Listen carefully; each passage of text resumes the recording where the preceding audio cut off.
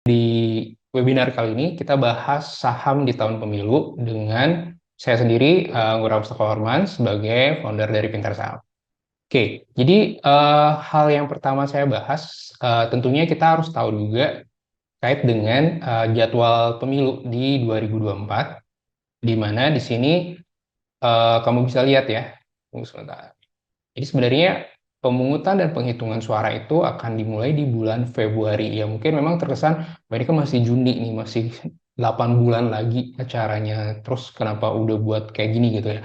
Balik lagi sih ke konsep bahwa di saham menurut saya adalah kita harus tahu duluan one step ahead dibanding yang lain, sehingga ketika orang lain baru ngeh, itu udah harganya udah naik, jadi kita udah duluan gitu loh. Itu kuncinya menurut saya. Makanya insider trading di mana-mana itu yang bakal cuan, karena dia nggak perlu fundamental, nggak perlu teknikal, dia bakal cuan dia karena dia udah tahu duluan gitu loh apa yang bakal terjadi.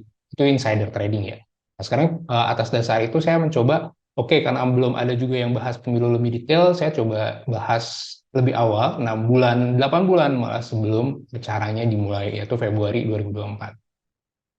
Oke, kalau kita ngomongin pemilu, berarti kita harus tahu berapa partai politiknya. Tercatat ada 18 partai politik, dan berdasarkan data dari KPU itu 10.323 caleg yang akan berlomba dalam tanda kutip di pemilu 2024 nanti. Lumayan ya, bayangin nanti masing-masing caleg misalnya duitnya berapa gitu kan ya. Dan seperti biasa, kita juga harus melihat historical IHSG selama tahun pemilu, 1 tahun sebelumnya, serta sesudah pemilu. Yang ini saya menggunakan data 4 pemilu terakhir, yaitu pemilu itu kan, tahun pemilu itu 2004, 2009, 2014, dan 2019. Nah, pertama kalau kita lihat ini dulu ya, dari sisi returnnya IHSG emang luar biasa, malah justru pada saat pemilu, tahun pemilu. Nah, ini bedanya sendiri di 2019. Kira-kira ada apa waktu itu? Jadi kalau 2019 seingat saya adalah ada, kalau nggak salah sih terkait dengan Fed rate juga ya, kalau nggak salah ya. Karena kan 2018, 2019 itu suku, bukan. 2019 itu kaitannya kalau nggak salah terkait dengan, ya, Fed rate juga. Terus waktu itu lebih ke situasi politik yang dianggap terlalu terpolarisasi, sehingga istilahnya nggak stabil gitu ya. Masih kayak orang-orang kayak eh ya naik BBM. Kalau inflasi kalau salah ya Pak ya. Jadi ada 2018 itu kalau salah inflasinya tinggi banget 2019. Nah, makanya suku bunga acuan itu ya seperti itu ya. Mungkin saya cek lagi ya lebih detail ya. Setahu saya memang 2019 itu salah satunya yang paling teringat dari saya adalah kondisi politik waktu itu, karena saking dua calonnya yang terpolarisasi, ada isu-isu yang menurut saya tidak dewasa, sehingga jadinya eh, orang-orang pada sangat-sangat wait and see, jadi sangat nunggu apa yang bakal terjadi dan sebagainya. Yang mudah-mudahan di pemilu 2024 ini nggak bakal seperti itu ya. Dan kalau dilihat sebenarnya juga 1 tahun sebelum pemilu itu, ini karena ada krisis ya 2008 kan ya, sebelum mortgage-nya US terdampak sampai ke seluruh dunia, salah satunya IHSG. Kalau 2003 sepertinya memang agak nggak valid kita mencari tahu sampai jauh gitu ya, karena perbedaan kondisi banget ya. 2003 jumlah investor sahamnya berapa sih, sekarang udah berapa, bayangin itu udah beda banget, sehingga saya ngerasa 2003 2004 tahun pemilu 2004 itu sebenarnya tidak terlalu signifikan kalau kita bisa sama, kalau kita anggap bakal sama kondisinya di tahun 2024 nanti. Nah, ini malah minus semua, malah ya seingat saya itu ya minus semua. Jadi ada inflasi dan sebagainya, suku bunga acuan juga tinggi setahu saya 2018. Oke, nah 1 tahun setelah pemilu dampaknya bagaimana? Ternyata memang 2005 itu positif, lulus positif, 2015 turun, 2020. Nah, ini kan force major ya, ada pandemi, sehingga ini bisa sangat-sangat diabaikan kondisi di tahun 2020 ini. 2015-nya sendiri, ya saya ingat juga 2000, kan saya masuk di saham itu 2013 ya, 2013 Agustus, dan 2015 itu yang saya ingat isu utamanya adalah ada apa, kehabisan, negara sedang mencoba mencari dana, makanya muncul 2016 itu tax amnesty, saya ingat saya 2016. Nah, 2019 baru dia langsung naik banget. 2015 itu ada faktor Fed rate dan sebagainya. Menurut saya juga IHSG ini lebih korelasi langsung itu Fed rate dibanding kalau kita ngomongin inflasi lah, kita ngomongin cyclical apa komoditas itu malah menurut saya nggak terlalu ya terhadap IHSG ya, yang justru agak sangat signifikan korelasinya itu Fed rate. Jadi kalau Fed rate naik, IHSG turun. Kurs dolar naik, IHSG turun. Sesimpel itu sebenarnya kalau kita ngeliat IHSG waktu itu. Sekarang kan bisa aja kondisinya beda kan gitu ya, karena ada beberapa saham yang sebenarnya dampaknya signifikan banget karena bobotnya besar. Padahal fundamentalnya di bawah banget. Oke, nah ini juga saya tampilin Consumer Confidence Index yang bisa dilihat meningkat pada tahun-tahun pemilu. Jadi Consumer Confidence Index ini kayak semacam apa tingkat kepercayaan suatu konsumen dalam membelanjakan uangnya secara sederhananya seperti itu. Dan kalau kita ngomongin data inflasi pun memang tidak ada korelasinya antara pemilu dan inflasi karena ini ya tahu, nah ini dia. Ini kan 2004-2005 kan emang beda nih waktu itu. 2008 ada krisis, 2018, 2019 ya. Oke, 2013, 2014 yang malah inflasi tinggi. Ini kenapa nol ya? Mungkin saya cek lagi datanya ini. Tapi yang jelas kalau kita ngelihat kondisi terkini memang puncak dari inflasi dianggap sudah lewat. Sekarang sudah di angka 4%. Dan kalau ngelihat trennya seperti itu, maka peluang suku bunga acuan kan akan turun nih. Ketika peluang suku bunga acuan akan turun, ada beberapa sektor yang akan diuntungkan terhadap hal tersebut. Oke, nah yang akan saya juga bahas adalah di sini ada namanya perputaran uang pemilu bisa sampai 50 triliun yang menurut saya juga bisa lebih besar daripada 50 triliun dengan asumsinya seperti ini ya. Jadi belanja rata-rata 1 miliar. Maka ada perputaran uang dengan asumsi sebagai berikutnya. Jadi ada asumsi belanja rata-rata sekian, belanja 100 juta dan sebagainya. Sehingga diperkirakan ada 50 triliun aja dari kegiatan si calegnya aja gitu loh, bayangin si calegnya aja ya, kita belum ngomongin si pemerintahnya menyiapkan dana untuk pemilu kan juga untuk logistik dan sebagainya, untuk transportasi dan sebagainya. Kemudian juga oke, nah, dari sisi makro sendiri berdasarkan artikel yang saya dapat, dan ini kalau nggak salah dari Bank Mandiri ya si yang punya ini yang datanya. Jadi dikatakan bahwa optimis di semester 2 2023 inflasi juga sudah terkendali, kemudian juga tumbuhan konsumsi dan pertumbuhan ekonomi domestik yang sebenarnya semester 2 juga bisa dibilang kencang ya, terutama akhir tahun. Kemudian kalau dilihat dari price earning pasar saham Indonesia sendiri memang saat ini tidak berada pada posisi overvalue jika kita compare sama Amerika atau Thailand untuk emerging marketnya. Sehingga kita kan kalau nggak salah 13 kali sekian ya PI-nya ya, yang saya udah share juga ya di grup channel satu arah terkait dengan perbandingan PI IHSG dibandingkan negara-negara lain saat ini. Oke, seperti itu ya. Jadi makronya baik-baik aja sebenarnya. Dan nah, untuk belajar apa? Untuk menambah kredensial istilahnya ya. Jadi untuk menambah kira-kira apa sih dampak pemilihan umum terhadap indikator makroekonomi? Nah, ini saya ambil dari salah satu penelitian LPMFEUI yang dilakukan oleh Adam Fairu Amru dan Teguh Dartanto. Tapi ya emang ini data 2014 ya, cuman menurut saya masih signifikan ya 2014. Jadi dia secara detail menyatakan eh, sektor apa aja yang berkaitan dengan kegiatan kampanye. Jadi di sini dikatakan 17,99% pada industri kertas dan percetakan, 12, pada industri tekstil dan pakaian, 17,5 pada industri transportasi dan telekomunikasi, 12 pada manufaktur, 13 pada hotel dan restoran, dan 6% pada jasa swasta dan iklan. Dan ini juga rangkuman dari dampak pemilihan umum melalui model ekonometrika. Jadi maksudnya seperti ini. IHSG dia ngitungnya bulanan ya. 1 bulan sebelum pemilu, pada saat pemilu, bulan pada saat pemilu, dan 1 bulan setelah pemilu. Di sini dikatakan IHSG-nya itu sebulan sebelumnya malah minus karena wait and see dasarnya yang saya baca penelitiannya.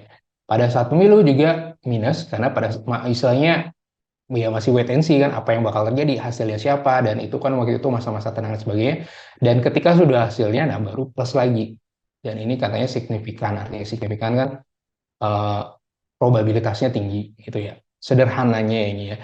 Nah, kalau kita ngomongin konsumsi, investasi dan jumlah uang beredar, dia pakai patokannya kuartal dan tahunan. Jadi 1 tahun sebelum pemilu itu konsumsinya dianggap tidak signifikan, tapi pada saat pemilu tidak bertambah tapi tidak signifikan, bertambah tapi tidak signifikan, dan di 1 tahun setelah pemilu itu tidak signifikan.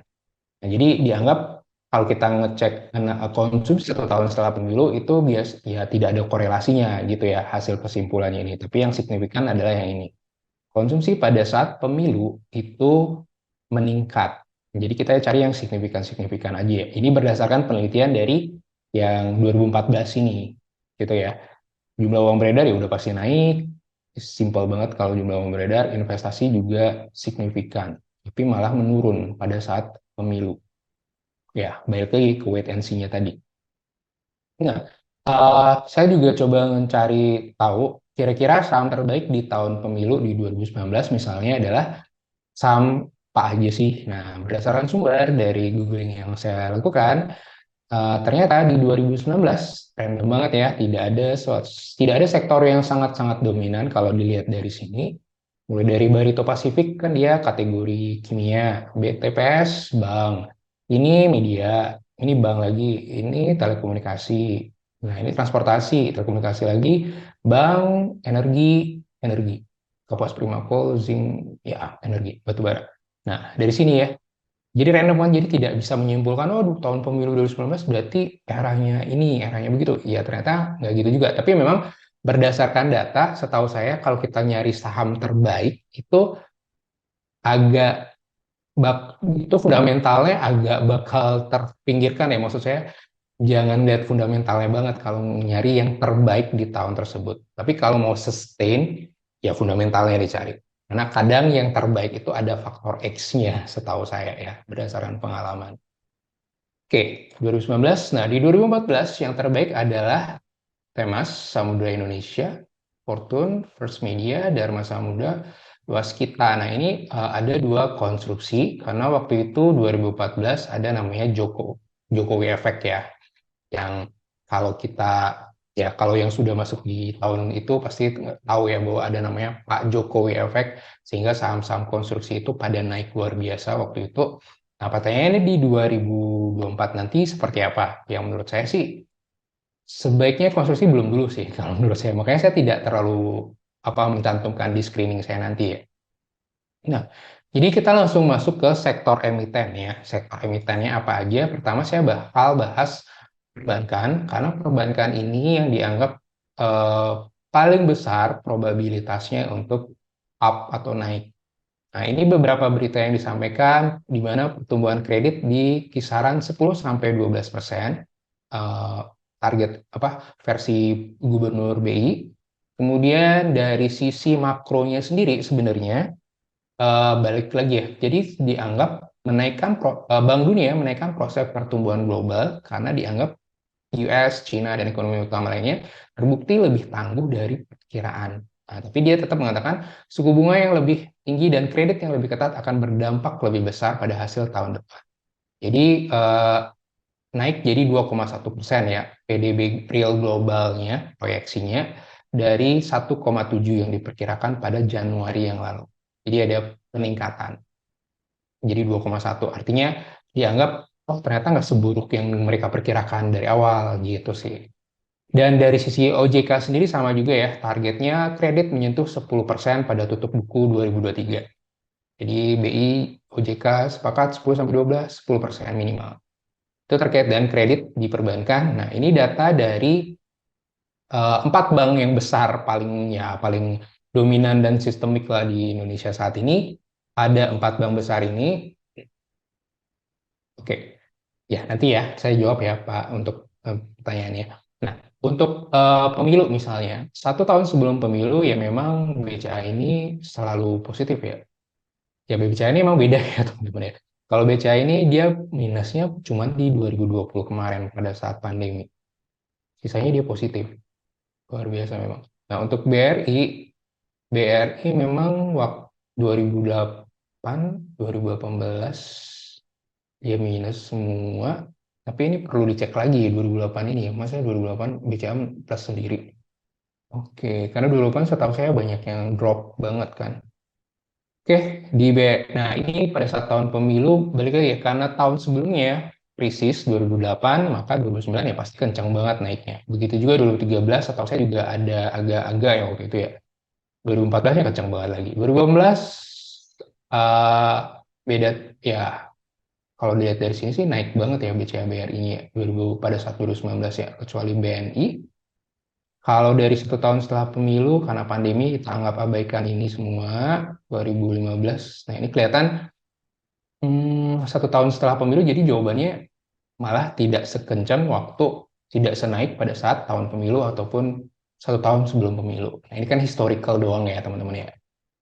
Oke, kalau saya lihat bank yang level berikutnya, yaitu Bank Niaga, CIM Niaga, BTPS, BRIS, dan Bank Danamon, Eh, jawabannya balik lagi ya, waktu waktu dulu ini kan dia belum belum IPO ya waktu itu kalau nggak salah, sehingga dia baru IPO kan di 2019, 2018, 2019. Nah, BRI waktu itu BRI sendiri kan masih Bank BRI Syariah ya, sehingga memang tidak populer waktu itu, sehingga tidak valid jawabannya untuk ngecek bahwa apa yang terjadi pada saat pemilu dengan BTPS dan BRIS, jadi jawabannya nggak valid kalau kita cek berdasarkan historical. Kalau CIM Niaga sama Bank Danamon, dulu juga Bank CIM Niaga ini termasuk bank yang kategori pelit banget dividennya. Dan baru beberapa tahun terakhir ini aja dia rajin bagi dividen sehingga harganya langsung naik kan. Bank Niaga dan NISP, dua-duanya dulu karakternya sama gitu. Waktu itu jarang banget bagi dividen. Sehingga saya juga sempat penasaran sih waktu di awal-awal masuk saham, ini padahal bank gede tapi kok nggak bagi dividen ya gitu. Tapi ya emang kebijakannya waktu itu. Sehingga baru beberapa tahun terakhir ini mereka populer lagi karena bagi dividen yang besar, dividen yieldnya juga besar. Salah satunya juga kalau nggak salah ya tahun ini kan yang populer lagi adalah Total. Dulu kan ada TOPS namanya Total itu waktu 2013-2015 juga populer. Tapi lama dia nggak ada ini dan baru ketika bagi dividen gede, wah langsung lagi naik daun namanya. Gitu ya, jadi saya ngerasa di saham itu juga ada kayak siklus. Dulu saham ini sering disebut, tiba-tiba hilang. Terus tiba-tiba muncul lagi kalau dia ada sesuatu misalnya. Itu ya. Tapi kalau kita mau sustain, ya udah pilih aja yang market cap besar, sustain labanya naik, dia pasti muncul terus, jadi trending topik terus sepanjang tahun. Nah, gitu ya contoh. Itu yang menurut saya, versi saya berdasarkan experience. Oke. Nah, ini kita ngomongin sektor keuangan dengan kinerja berdasarkan kuartal 1 2023. Diurutkan berdasarkan market cap. Ini bank aja ya. Jadi sektor keuangan kategori perbankan. eh, di sini beberapa memang secara year to date itu ada naik hingga 50%, yaitu NISP yang memang di laba bersih IPS-nya secara kuartal memang tumbuh 65%. Oke, ya ini oke. Terus Bank Niaga ya, BNGA juga tumbuh 29% dan Bank Syariah Indonesia juga tumbuh 29%. Jadi tiga bank ini yang selama 2023 itu luar biasa pertumbuhannya. Dan sampai saat ini bank yang besar-besar seperti BCA, BRI sih ya sudah 2 digit pertumbuhannya. Tapi kalau kita ngelihat year on year growth-nya, beberapa yang kinerjanya yang luar biasa kan sebenarnya BCA itu laba bersihnya tumbuh 42% dibanding tahun lalu. Kemudian ada Bank Mega juga 40%, sedangkan harga sahamnya masih di minus 8% year to date. Kalau kita compare price earning-nya memang masih lebih murah dong dibanding standar deviasinya. Cuman sayangnya Bank Mega ini tidaklah terlalu liquid ya setahu saya. Dan harga per lembarnya lumayan ya, sehingga orang-orang retail itu kayak, oh males tuh beli Bank Mega, mending yang di bawah 1.000. Nah biasanya kan yang kena ya BNSP, Bank Niaga, gitu kan ya. Ya Bank Niaga udah di atas 1.000 sih. Itu. Eh, jadi ya dia nggak terlalu populer, padahal dia ada peluang menurut saya di sini. Cuman ya saya tidak terlalu, bukannya, jadi bukan rekomendasi ya, ini lebih kayak diskusi aja. Nah, Bank Niaga. Dan yang luar biasa sih Bina ini ya, cuman Bina ini free cash flow-nya kenapa minus, dan ya kurang kurang ini aja, kurang menarik aja.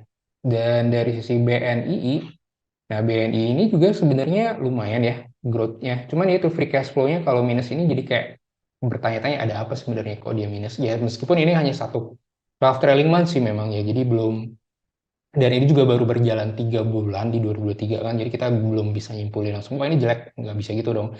Kita harus lihat secara ini, paling nggak mungkin perlu detail lagi ya untuk melihat peluang-peluang. Jadi saya suka ketika kinerjanya dia bertumbuh tapi harga sahamnya masih nggak kemana-mana.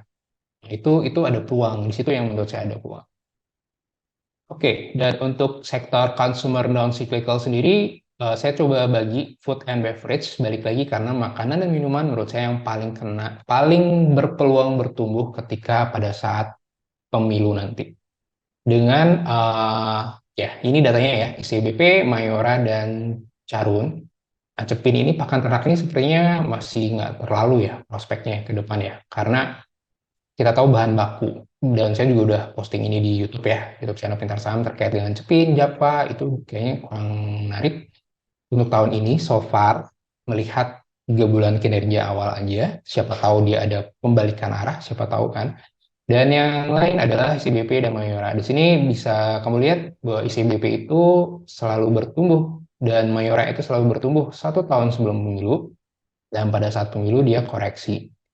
Dan pada saat pemilu dia koreksi, kecuali CBP, dan 1 tahun setelah pemilu, nah anggap aja abaikan ini. Ya, pandemi abaikan ya. 1 tahun setelah pemilu masih positif juga CBP dan Mayora. Nah, jadi kan kelihatan dari sini, oke, based on 3 pemilu terakhir, ya mereka ada peluang isi CBP dan Mayora. Cuman, kenapa dua ini yang saya pilih? Ya, dasarnya sih murni karena market cap lagi-lagi ya. Kita kan cari aman ya, cari resiko serendah-rendahnya, kan gitu kita ngomongnya. Kalau risiko serendah-rendahnya menurut saya bakal kita bisa dapat di kategori saham yang big cap dibanding kita cari yang small cap ya. Kalau yang big cap kan paling tidak ada apa big fund, dalam hal ini institusi institusi asing yang ketika masuk dia bakal bikin naik banget harga sahamnya. Tapi ketika dia turun ketika dia keluar dari suatu saham, nah itu juga bakal drop. Tapi atas dasar kalau kinerjanya baik-baik aja ya kenapa kita harus khawatir kan gitu ya. Kalau based on ini memang year to date max return-nya si ICBP maupun Mayora juga udah naik, bahkan yang luar biasa yang naik banget adalah Tani ya.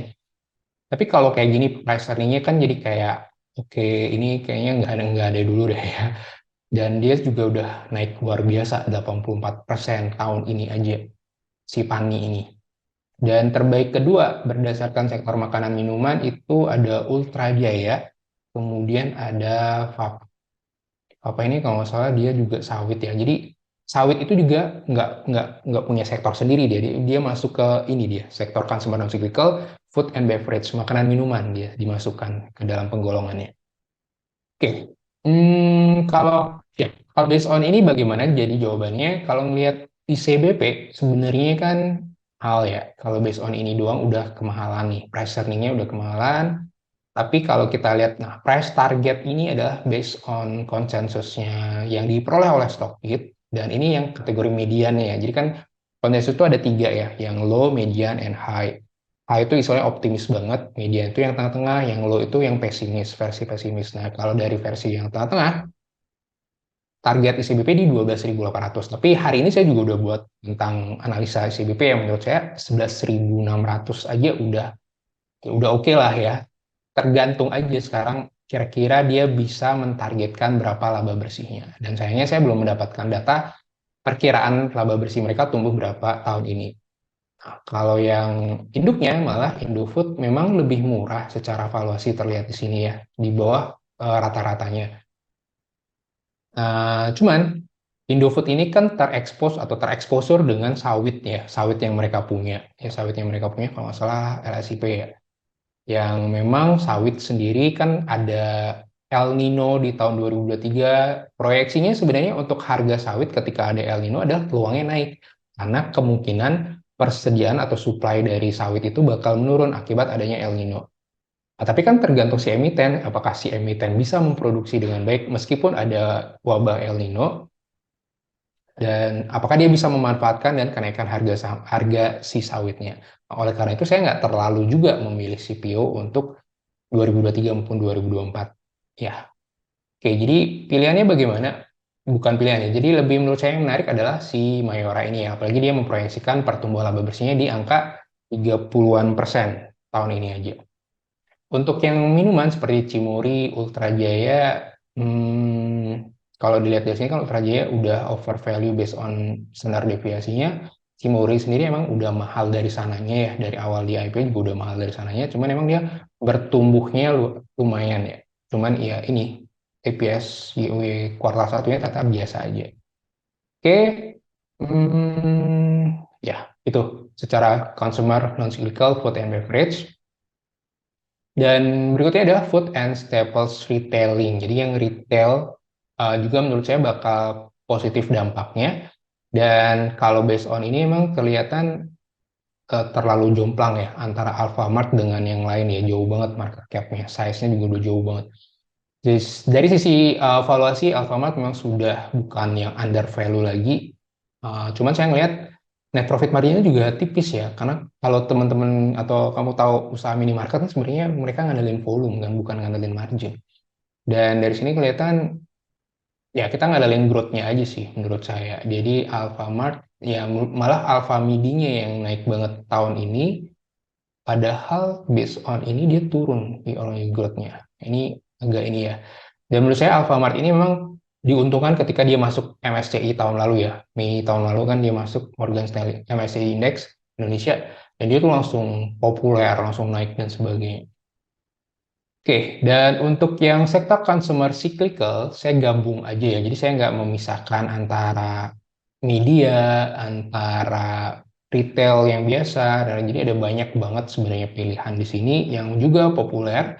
Tapi kita abaikan dulu MSIN, masa ini kita abaikan. Nah, yang menarik kan sebenarnya MAPI ya. Yang MAPI juga kan masuk kategori saham pilihan waktu akhir tahun kemarin dan juga MAPA.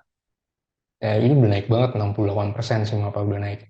Kalau dilihat dari ininya, nah ini standar deviasinya mereka kan terlalu ekstrim ya, sehingga tidak terlalu valid.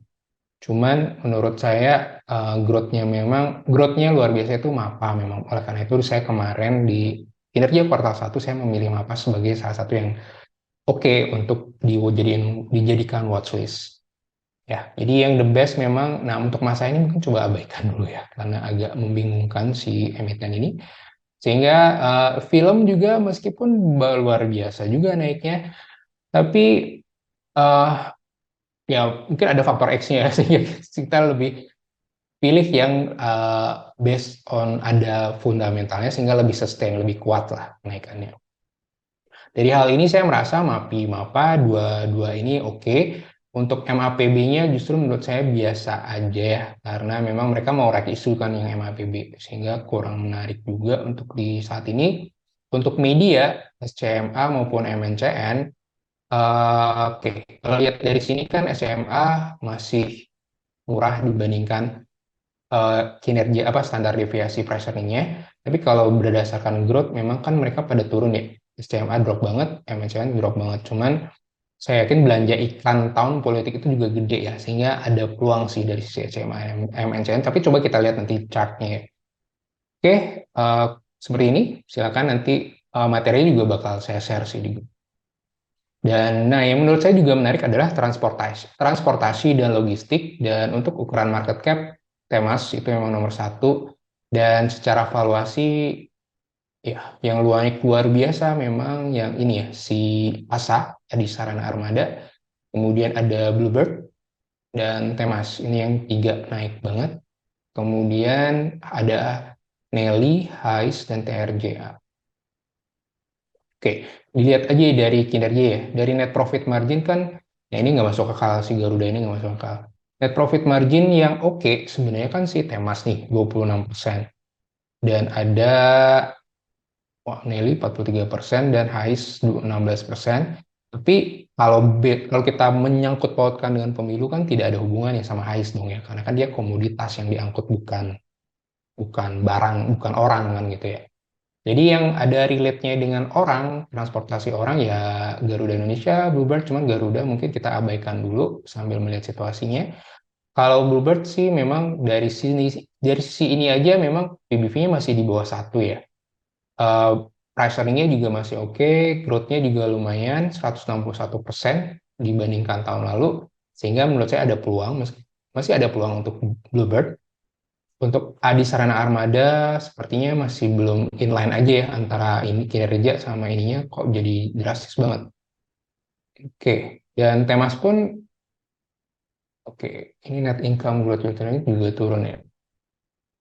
Ya, jadi menurut saya ada Bluebird peluangnya dan untuk ini ya transportation and logistik. Cuman sayangnya untuk hotel dan restoran itu di yang sudah go public di Indonesia kan kurang menarik ya.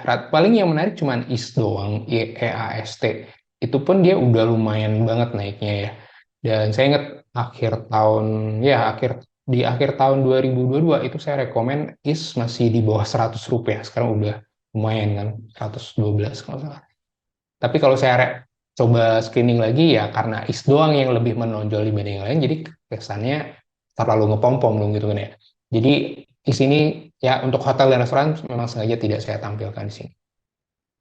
Nah, sekarang kita ngomongin sektor property and real estate, salah satu yang menurut saya juga berpeluang besar dan secara market cap memang MKPI, BSDE, Pakuwon, Ciputra, dan Summarecon, lima besarnya ini, lihat lagi ya, growth-nya rata-rata sudah positif, kecuali Ciputra, kalau yang besar-besar, dan year to date-nya juga sudah mulai lebih hijau dibandingkan yang merah. Sini yang signifikan naik secara year to date adalah BSDE, kemudian Dipo Karawaci. Nah, BSDE sayangnya dia dividen yield-nya terkenal rendah banget, sehingga bagi teman-teman yang suka capital gain dan dividen, jadinya kurang menarik untuk si BSDE. Dan Pakuan sendiri menurut saya ada peluang ya, dengan hanya baru naik 7%, sedangkan mereka growth 60%, dari sisi price earning masih lebih murah dibandingkan rata-rata deviasi 3 tahunnya, PBP juga masih lebih murah, net profit margin juga sebenarnya master golong terbesar kalau kita compare BSD, Pakuan, dan Ciputra, sehingga ya ada peluang dari situ. Oke, dan ya itu untuk properti real estate. Dan untuk perindustrian, nah bedanya ya, kalau yang properti real estate kan udah mulai banyak hijaunya dibanding yang merah. Nah kalau yang ini kan masih banyak yang lebih merah dibanding yang hijau. Dan paling Astra doang ya, Astra doang yang signifikan. Cuman gitu ya, Astra ini kalau kita ngelihat historical long term-nya nggak kemana-mana sebenarnya harga sahamnya. Paling di situ-situ doang mentok-mentoknya. Sehingga dasar itu juga menurut saya kurang menarik jawabannya. Kurang, sektor ini jadinya kurang terlalu menarik. Kecuali bagi kamu yang tipe-tipe yang mencari dividen yield tinggi, nah beberapa itu di emiten yang ada di sini itu menjanjikan dividen yield yang biasanya tinggi-tinggi. Mulai dari Toto, Hexa, ya Toto Hexa dan United Tractor kan kemarin udah luar biasa kan dividen yieldnya. Jadi dan mereka karena terimpact dengan batu bara, ya kita lihat progresnya seperti apa nanti di kuartal 2. Oke, ya itu aja dari materinya. Nanti materinya bakal saya langsung jawab pertanyaan aja ya. Saham yang layak dikoleksi untuk tahun pemilu. Nah, jadi jawaban saya adalah untuk yang ini adalah sektor makanan dan minuman, food and beverage, perbankan juga boleh, masih oke. Ya, sisanya makanan minuman sih. Kalau mau lebih safety, mau lebih low risk dibanding yang lain.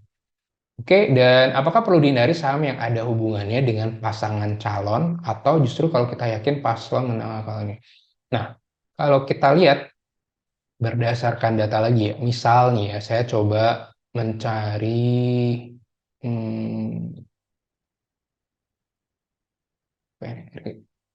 misalnya Saratoga misalnya. Jawabannya sih menurut saya relatif ya. Jadi jangan juga kalau kita berdasarkan wah ini pasangan calonnya dan sebagainya itu jatuhnya spekulasi. Dan menurut saya tidak inline juga ya ketika ada seseorang yang maju dan saham yang relate dengan dia apakah bakal naik apa enggak? Jawabannya kalau kita lihat Saratoga misalnya dengan Pak Sandiaga Uno sebenarnya ya nggak terlalu relevan jawabannya. 2019 tidak kemana-mana, 2019 nggak kemana-mana, Saratoga kan. Kemudian di 2014 mereka baru IP, kalau based on ini. Terus misalnya, ya kalau dulu memang ada ya grup grup salah satu grup yang identik dengan salah satu partai yang ketika mau pemilu ya saham grup-grup itu naik-naik kencang semua. Nah, salah satunya lagi misalnya ini MNCN. Kita coba lihat datanya ya. Oke, kalau kita lihat di 2009 ya 2009 enggak ya, tidak ada kenaikan. 2014 ya memang dia naik kencang dari 2013 2014, kemudian turun drastis setelah itu. 2019, oke, nah ini kelihatan ya, si MNCN ini 2018 itu turun, tapi mulai tahun pemilu itu naik banget 2019. Cuman setahu saya kan tahun pemilu yang dulu tuh bukan di kuartal 1 ya. Nah, tahun ini kan di kuartal 1, sehingga dampaknya harusnya sudah mulai terasa di paruh kedua 2023 gitu sih menurut saya. Karena kan dulu itu kalau nggak salah nggak tengah tahun ya kalau nggak salah ya. Tapi coba saya coba. Oke, nah MNCN ini jadi jawabannya agak relate gitu kan ya. Karena 2019 dia malah naik banget. Oke, siapa lagi ya? MNCN, Saratoga. Kalau salah satu yang ya jawabannya sih gini ya. Kalau untuk ini saya menurut saya kita stick to fundamental aja deh. Jadi kalau kita nggak usah terlalu berspekulasi, wah ini kayaknya bakal ini ya. Nanti kan itu jatuhnya spekulasi sih jatuhnya. Jadi kurang kurang sustain aja ke depannya ya. Oke, saham pemilu PBV kurang dari 1 dan rajin bagi dividen. Oke, jadi kita coba pakai screener. Tadi saya udah pakai screenernya. Nah ini dia. Oke, first. Ya, ini dia tampilannya untuk saham yang di bawah 1 PBV-nya dan paling tidak memberikan dividen. Jadi dividen yield-nya di atas 0 udah pasti ya. Oke, saya coba cek ini Innov, SCPI, KBLM ini apaan gitu kan ya. Terus ya memang yang paling mungkin yang terkenal ya TCID, Mendem, Mendem kan ya yang punya Gatsby. Cuma kan dia tidak terlalu liquid juga nih. PBV-nya emang kebangetan sih 0,33.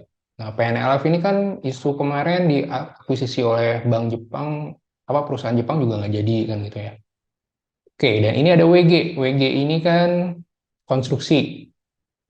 Ya 0,35 kebangetan sih. Cuman kan balik lagi cash flow mereka ke depan seperti apa nanti ke depannya kan gitu ya. Ya ANJP juga karena ada ini. Nah ini ya, mungkin siapa tadi yang nanya?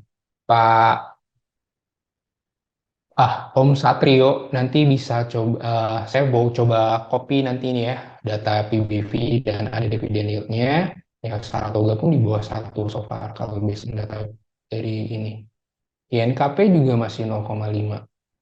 Tugu, ya Tugu kan karena, ya Tugu udah pasti tahu ya kenapa. Indi BTPN, ya seperti ini. Jawabannya saham pemilu kan menurut saya consumer makanan minuman. Kalau dilihat dari sini kan nggak ada tuh yang PBV-nya di bawah 1, karena emang consumer itu bukan tipe saham-saham yang murah ya secara valuasi ya.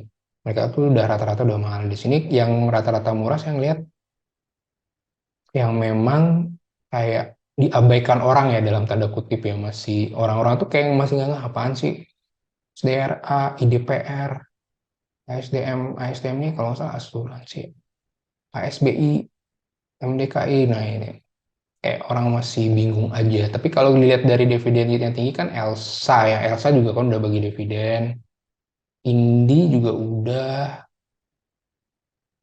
Ya tapi trennya kan lagi nggak bagus nih sama energi. Meskipun ya PTBA udah luar biasa ya hari ini. Ya oke, sekalian jawab aja ya. Daripada di Havandi, dividen PTBA lumayan gede. Besok masuk di berapa ya? Saya udah oke. Oke, jadi kalau Bapak masuk, Pak Dadi, eh, balik lagi time frame-nya bagaimana? Apakah ngincar dividen aja? Karena kalau dia sebesar itu ngasih dividen, kalau nggak salah tadi kan 100% dari laba ya dia ngasih dividennya. Asumsinya kan Rp1.000 ya kalau nggak salah targetnya. Berarti kan dividen yield-nya bisa nyentuh sampai 25 kan ya, 20%. menurut saya worth it nggak sih? Karena nanti pada saat X date itu biasanya turun sekian gitu loh. Bahkan kita Pak Dadi udah harus siap-siap bahwa dia bakal turun sejumlah dividen yang dia bagikan. Itu emang dari sananya gitu loh. Historical emang kayak gitu. Jadi siap-siap aja kalau emang sudah masuk sekarang, kirakan nih misalnya PTBA bakal bisa naik 4.500 mungkin gara-gara orang pada FOMO ngejar dividen. Nah, Pak Dadi kalau udah dapat itu ya udah tidak perlu nginjer lagi karena asumsikan 4.500-nya bakal drop Rp1.000, maka 3.500 lah angka yang akan siap-siap dia bakal turun ke sana gitu. Jadi jawaban saya time frame-nya seperti apa nih Pak Dadi? Apakah mau long term atau apa? Yang penting udah dapat dividen aja udah syukurin ya. Itu 25% loh, lumayan kan ya yieldnya. Oke, balik lagi ke sini. Berapa emiten yang harus dipegang untuk yang modal pas-pasan? Ya, pada di juga nih. Contoh di RDN saya total aset di saham 300 juta, total emiten 30, cashnya ada 10 juta. Nah, idealnya menurut saya maksimal 10 aja udah cukup, jadi jangan yang terlalu banyak juga, agar lebih konsentrasi aja sih. Atas dasar itu doang sih. Teorinya juga ada yang dikemukakan oleh si Basu namanya. Dia bilang kalau 10 itu Anda sudah, kalau 10 terdiri dari berbagai jenis sektor yang tidak terlalu korelasi, maka Anda sudah mendiversifikasi dengan baik. Itu katanya dia. Jadi 10 aja udah cukup gitu ya. Jangan banyak-banyak juga. Tapi ini bukan modal pas-pasan sih menurut saya. 300 juta mau betul uang gede pada dia. Oke. Oke, saham-saham Bapak Hapsoro apakah kemungkinan akan tetap on fire? Mengatakan oke ya. Nah, jadi kita coba lihat Raja ya, salah satunya Raja. Dan kalau dilihat dari historicalnya memang selalu naik pada saat menjelang pemilu. Jadi misalnya nih 2009 sih dia nggak terlalu relate ya, naiknya nggak biasa. Tapi 2014 sih, di sini kelihatan dia kencang banget naiknya ya. Di 2019 juga dia udah naik dari 2018. Nah di 2024 pemilunya dia udah naik dari 2022. Sehingga peluangnya gimana? Ya peluangnya bakal turun kayak gini sih, Bapak biasanya kalau kita lihat historical kan ya untuk salah satu saham yang beliau miliki gitu. Jadi jawabannya tidak perlu dikejar hal-hal yang seperti itu ya. Kemudian apakah ada korelasi antara pemilu dengan emiten BUMN? Jawabannya menurut saya tergantung kebijakan dari yang calon-calon presidennya ya. Jadi dulu kan seperti yang saya sampaikan tadi 2014 itu ada Jokowi efek karena beliau konstruksi dari awal bilang konstruksi konstruksi konstruksi sehingga langsung kenceng banget naiknya semua saham konstruksi. Dan kalau nggak salah kan sekarang udah ada 3 calon presiden ya. Dan saya belum tahu detail seperti apa sih apa rencana mereka dan sebagainya. Tapi kan ada satu yang menolak, nah, bukan menolak sih, ya, kurang setuju dengan subsidi kendaraan listrik. Ada satu yang dianggap meneruskan dalam tanda kutip, yang satu sebelum clear juga. Seperti itu. Jadi tidak ada korelasinya menurut saya, Pak Bayu. Kecuali si calon presiden memiliki kebijakan yang luar biasa berbeda. Misalnya kayak Pak Jokowi waktu Pak SBY dan Pak Jokowi kan bedanya adalah konstruksinya tuh. Fokusnya Pak Jokowi kan konstruksi apa ya infrastruktur maksud saya. Infrastruktur maka perlu emiten konstruksi yang modal yang gede. Itu ngaruh. Tapi kalau kita mau yang defensif, jawabannya consumer aja, makanan minuman itu yang paling defensif untuk pemilu. Oke, apakah setiap adanya pemilu saham yang berpotensi naik hanya di sektor yang sama atau tetap memperhitungkan kondisi saat itu? Jawabannya kalau berdasarkan historical, defensifnya ada sektor yang itu-itu aja selalu kenceng. Tapi kalau kita ngomongin tetap memperhitungkan kondisi saat itu, berarti kita ngomongin yang cyclical. Cyclical itu justru nggak ngaruh mau ada pemilu, mau ada inflasi, mau ada apapun Fed rate dia nggak ngaruh. Jadi berdasarkan yang saya cek ya, cyclical misalnya batu bara itu kalau mau ada inflasi, mau ada Fed rate, mau ada apapun itu yang terjadi di luar sana dia nggak ngaruh. Yang penting dia siklusnya lagi naik apa enggak. Ya udah harga sahamnya bakal naik. Simpel itu kalau untuk kategori cyclical atau komoditas. Ya, jadi apakah setiap adanya pemilu saham yang berpotensi naik hanya di sektor yang sama? Jawabannya iya. Ada sektor yang ternyata cenderung naik pada saat pemilu maupun 1 tahun sebelum pemilu. Seperti itu ya. Dan apa sentimen pemilu ke ekonomi ultramikro? Ultramikro, jawabannya Sentimennya lebih ke ini sih ya, eh, bakal banyak usaha-usaha yang kalau memang dia relate seperti tadi ya penelitian yang disampaikan oleh FEUI itu, industri-industri yang relate itu kan industri cetak, transportasi, jasa, makanan, minuman itu ngaruh banget ke ultramikro. Tergantung definisinya Pak Muhammad Abdul Malik sih ya, ultramikro itu seperti apa. Oke, kelanjutan BUMN karya setelah pemilu. Jawabannya menurut saya adalah eh jadi gini menurut saya. Eh, eks- Emiten konstruksi dalam hal ini emiten karya itu kan harus kita akui marginnya kecil ya kalau kita compare sama sektor-sektor yang lain. Bisnisnya juga sebenarnya kan bangun dulu pakai utang, setelah jadi baru dibayar kan gitu ya, atau pakai termin. Nah, kejadian 2020 itu kan suatu kondisi yang luar biasa. Tidak diduga pasti kan siapa sih yang nyangka ada pandemi. Nah, di 2020 itu kan harusnya terbangun, harusnya sudah selesai, ternyata harus dipospon, harus dipending, sehingga cash flow yang sudah terbakar itu harus ditalangin. Ditalangin gimana? Ya udah, salah satu solusinya adalah perpanjangan atau restrukturisasi. Sehingga ujung-ujungnya cash flow yang sudah tipis makin tipis lagi gitu kan ya. Sehingga ujung-ujungnya gagal gagal bayar, default, minta minta apa? Perpanjangan waktu, dan bahkan salah satu usulan yang terbaru yang saya tahu, gas kita karya nanti utama karya gitu kan ya. Nah, itu. Jadi kelanjutannya bagaimana? Sebaiknya sih wait and see ya. Pada saat pemilu, sektor-sektor konstruksi justru 1 tahun sebelumnya kita wait and see sambil kita tahu perkembangan berikutnya. Tapi kalau disuruh milih eh, sektor yang oke, saya sih kurang suka dengan konstruksi saat ini ya. Maupun daftar pemilu pun saya juga masih pikir-pikir ya, karena terlalu rentan saya lihat. Dikit-dikit begini ya udah langsung begitu. Terus ada GCG yang ternyata tidak berjalan dengan baik.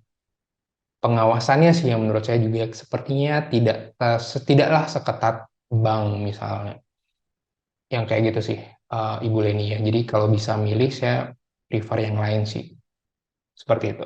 Oke, itu aja dari saya, thank you.